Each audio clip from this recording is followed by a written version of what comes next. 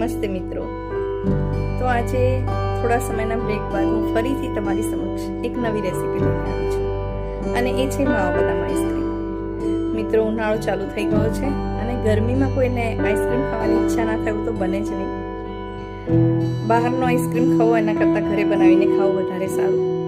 તો થયું કે ચાલો આ રેસીપી હું તમારી સમક્ષ શેર કરું।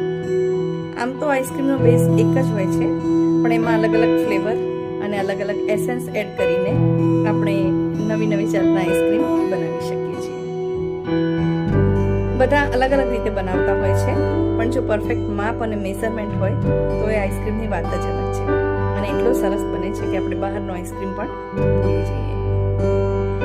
મિત્રો, આમાં નાની નાની ટિપ્સ છે જે યાદ રાખવાની છે કે આપણે જ્યારે બી આઈસ્ક્રીમને સેટ થવા માટે ફ્રીઝરમાં મૂકીએ ત્યારે આપણે કન્ટેનરને ઢાંકણું ઢાંકીને મૂકવું જોઈએ।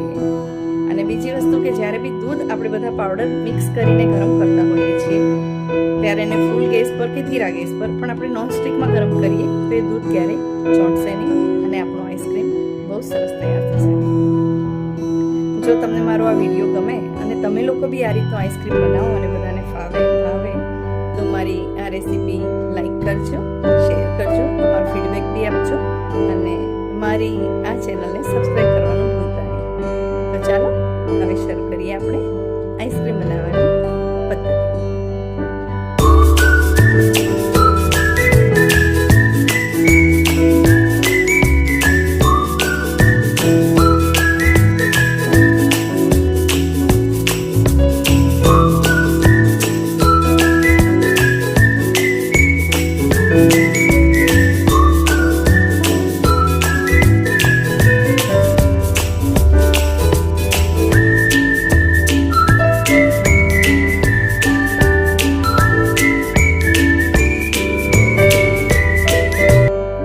ચાલો ફ્રેન્ડ્સ, તો હવે આપણે આઈસ્ક્રીમ બનાવવાની તૈયારી કરીએ।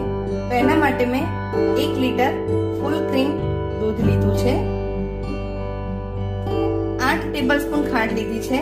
આમ તો 10 ટેબલસ્પૂન જોઈએ, પણ મારે માવા બદામ આઈસ્ક્રીમ બનાવવું છે આજે, એટલે મેં શુગર ઓછી લીધી છે। એની સાથે 3 ટેબલસ્પૂન GMS પાવડર લીધો છે જે આઈસ્ક્રીમ માટે આવે છે, cornflour 4 tablespoon, milk powder 6 tablespoon અને આ છે CMC પાવડર જે સૌથી ઓછો એટલે કે 1/4 ટીસ્પૂન, એટલે મેં 2 ટીસ્પૂન 1/4 2 ટીસ્પૂન લીધો છે આ CMC પાવડર। હવે આ બધું આપણે આમાં મિક્સ કરી દઈશું દૂધમાં।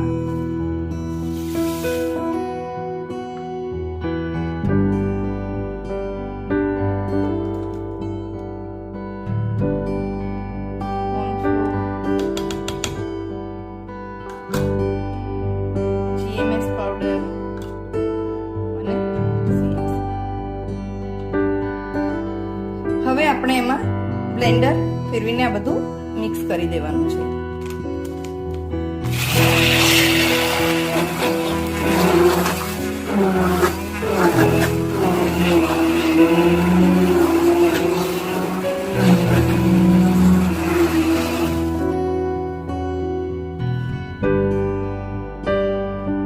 હવે આપણે એને ગેસની ફ્લેમ ઓન કરીને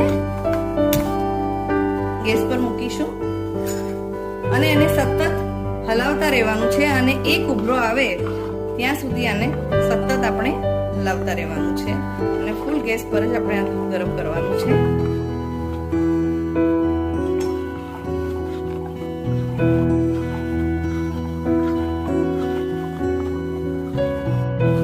એમાં એક બી ગાંઠ ના પડે દૂધમાં, એના ગઠ્ઠા ના થઈ જાય એના માટે આપણે એને સતત હલાવતા રહેવાનું છે અને દૂધ બી નીચે ચોંટે નહીં એ ધ્યાન રાખવાનું છે। હવે તમે જોઈ શકો છો કે એક ઉભરો આવી ગયો છે અને દૂધ આ રીતનું ઘટ્ટ થઈ ગયું છે।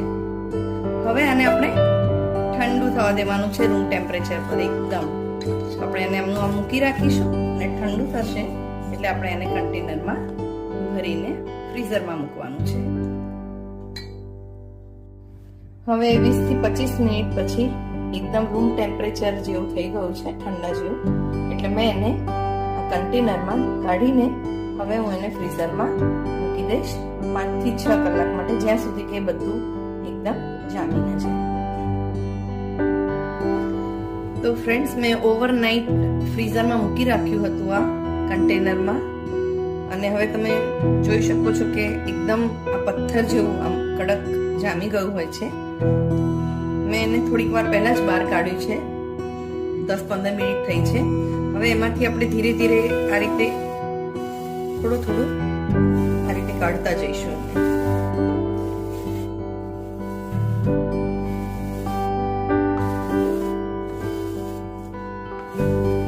ઘણા લોકો બીટરથી બી કરતા હોય છે અને બ્લેન્ડર બી યુઝ કરાય, પણ હું મિક્સરમાં કરું છું અને મિક્સરમાં ખૂબ જ સરસ એકરસ થઈ જાય છે.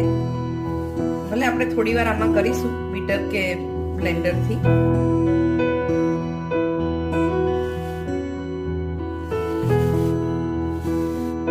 આ રીતે આપણે બધું ધીરે ધીરે કરી દેવાનું છે, જેથી આપણને બ્લેન્ડર ફેરવતા ફાવે.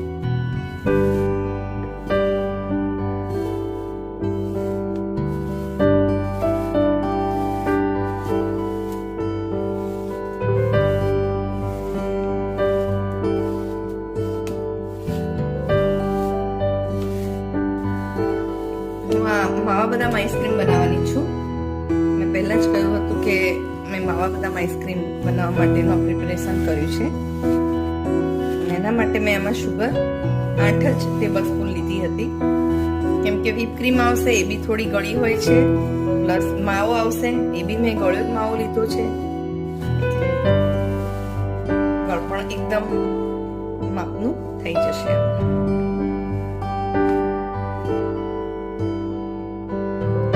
ક્રીમ એડ કર્યા પછી આપણે વેનીલા એસેન્સના 5 થી 10 ડ્રોપ્સ અંદર નાખીશું.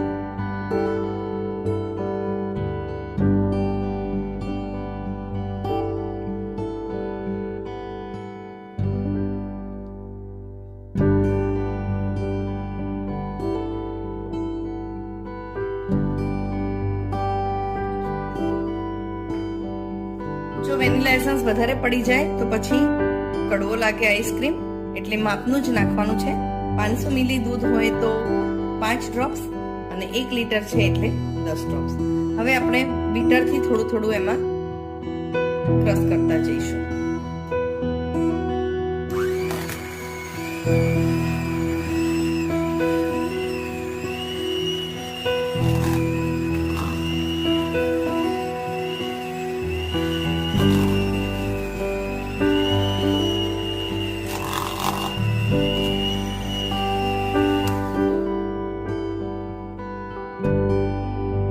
આઈસ્ક્રીમ આપણે 1 લીટર દૂધ લીધું છે ને, પણ એનો ડબલ થશે ફૂલીને, કેમ કે એમાં જેમ આપણે વધારે એને ક્રશ કરતા જઈશું, એને બીટરથી ફેરવતા જઈશું, એમ એમાં એર ભરાશે અને એટલો જ ફ્લફી આપણો આઈસ્ક્રીમ થશે.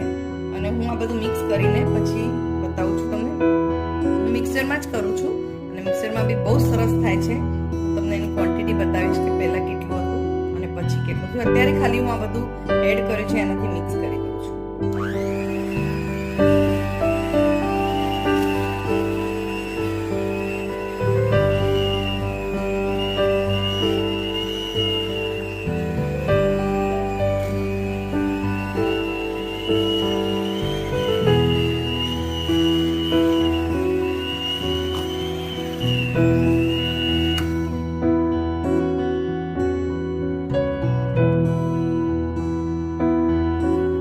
હવે મેં બધું મિક્સ કરી લીધું છે, એસેન્સ બી મિક્સ થઈ ગયું છે.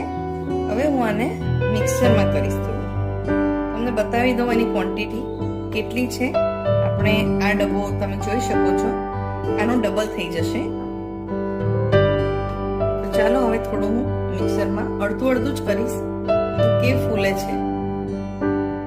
તો ચાલો હવે હું મિક્સરમાં થોડું આને રસ કરીશ. એમાં એકદમ સરસ થઈ જશે મિક્સરમાં તો, અને જલ્દીથી ફ્લફી થઈ જશે એકદમ.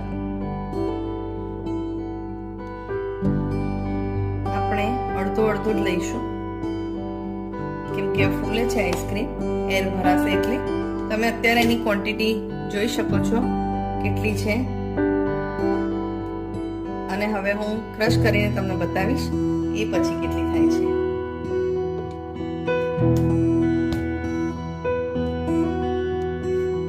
તો ચાલો હવે આપણે આને મિક્સરમાં ક્રશ કરી લઈએ.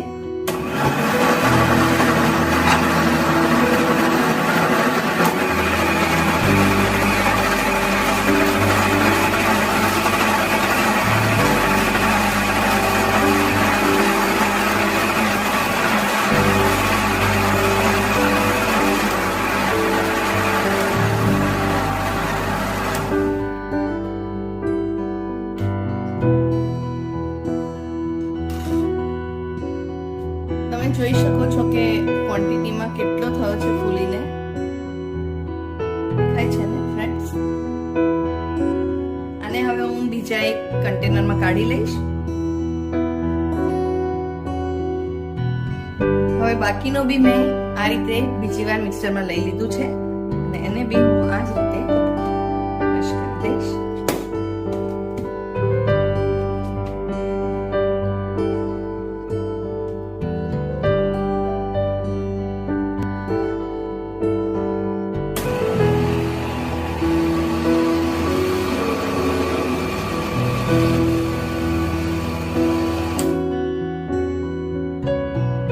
તમે જોઈ શકો છો કે કેટલું હતું અને કેટલું બધું થઈ ગયું ફ્લફી અને કેટલું ઉપર આવી ગયું છે. આખો જગ ભરાઈ ગયો છે આપણો. તો આ જ રીતે એને હું બીજા કન્ટેનરમાં કાઢી લઈશ. હવે બધો જ આઈસ્ક્રીમ આ કન્ટેનરમાં કાઢી લઈશ. તમે જોઈ શકો છો કે કેટલો હતો અને ફૂલીને કેટલો ફ્લફી થયો છે.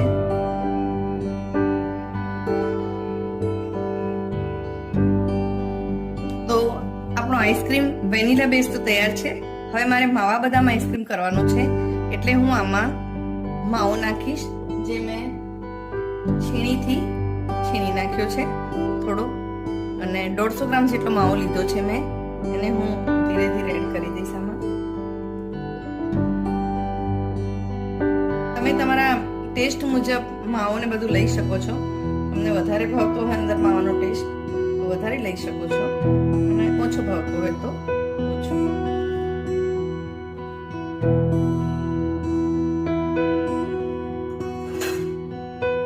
અને એની સાથે હું બદામનો પાવડર બી નાખી દઉં છું. 100 ગ્રામ જેટલો બદામનો પાવડર છે.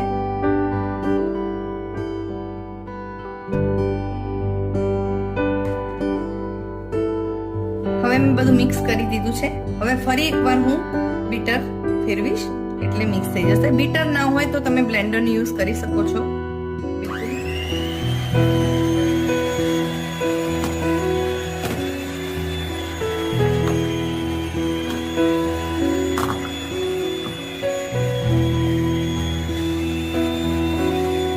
આપણે એકદમ મિક્સ થઈ જાય અંદર માવો અને બદામ. ફેરવવાનું છે.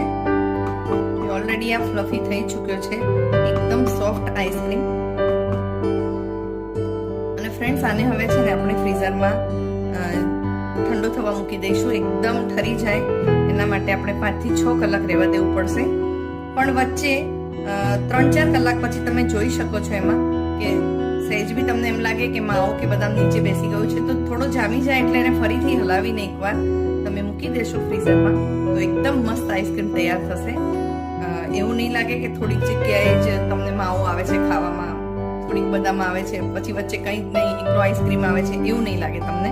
એટલે એના માટે થોડો જામી જાય એટલે ફરી એકવાર આપણે એને હલાવીને પછી ફ્રીઝરમાં મૂકી દઈશું. તો ફ્રેન્ડ્સ તમે જોઈ શકો છો આપણું માવા બદામનો આઈસ્ક્રીમ એકદમ પરફેક્ટ રેડી છે. અને તમને બદામની કણીઓ ને માવાની કણી બી દેખાઈ રહી હશે.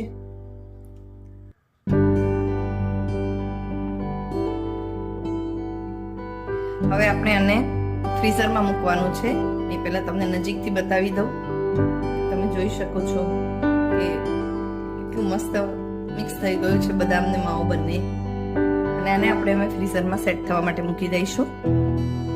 6 થી 7 કલાક, પણ વચ્ચે મેં તમને કહ્યું એમ 3-4 કલાક પછી આપણે જોઈ લેવાનું કે માવો કે બદામનો પાવડર નીચે નથી બેસી ગયો ને, અને હલાવીને જો બી તમને વધારે લાગે ઓછો લાગે ટેસ્ટ તે એકોર્ડિંગ તમે એમાં એડ કરી શકો છો ફરીથી, જ્યારે અડધો જામ્યો હોય થોડો ઢીલો હોય ત્યારે. અને 7 કલાક પછી એક્ઝેક્ટ ખાવા માટે આઈસ્ક્રીમ રેડી થઈ જશે. તો ચાલો હવે આને આપણે ફ્રીઝરમાં મૂકી દઈશું. ફ્રેન્ડ્સ, તો મેં આ ઓવરનાઇટ ફ્રીઝરમાં રાખ્યો હતો આપણો માવા બદામ આઈસ્ક્રીમ, અને અત્યારે એકદમ રેડી છે સર્વ કરવા માટે. હું તમને બતાવું, મેં હાલ જ ફ્રીઝમાંથી કાઢ્યો છે એટલે થોડો કડક છે, અને થોડી વાર માટે 5 મિનિટ જેવું અહીંયા રાખીશું એટલે આપણે મસ્ત રીતે આઈસ્ક્રીમ સર્વ કરી શકીશું. છતાં પણ તમે જોઈ શકો છો કે કેવો આપણો આઈસ્ક્રીમ તૈયાર થયો છે. માવા બદામ દેખાય છે ને એમાં. હવે આજે મારી દીકરી આવી છે ને, તો હું એને ટેસ્ટ કરાવીશ અને એ તમને કહેશે કે કેવો બન્યો છે. મારી ડોટર ચાખીને કહેશે કે કેવો બન્યો છે માવા બદામ ice cream. It's really yummy. It has taste of mava, like literally mava taste. અને મારા સન ઇન લો ને ખૂબ જ ભાવે છે, એટલે જ મેં આ માવા બદામ આઈસ્ક્રીમ બનાવ્યો છે. It's really yummy. ખરેખર સારો બન્યો છે. બહુ જ મસ્ત છે. બદામ અને માવા બંનેની ફ્લેવર એકદમ એક હોય, બહુ મસ્ત.